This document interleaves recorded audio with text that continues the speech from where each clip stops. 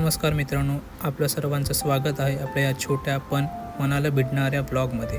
आज आम्ही आलो आहोत माझ्या संपूर्ण कुटुंबासोबत तुळजाभवानी आईच्या दर्शन घ्यायला।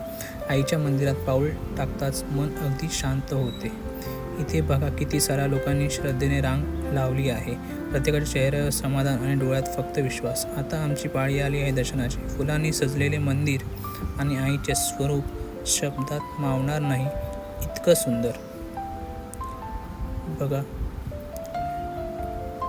इथे छान सजावट आहे मंदिरात आणि हे आपलं आईचं दर्शन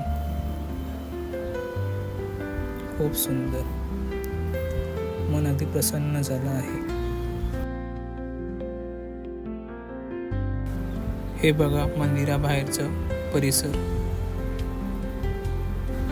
त्यानंतर आम्ही गेलो टेंबीनाका देवीच्या दर्शन घ्यायला। इथले सजावट, वातावरण सगळंच इतकं प्रसन्न की मन अगदी निवांत होत।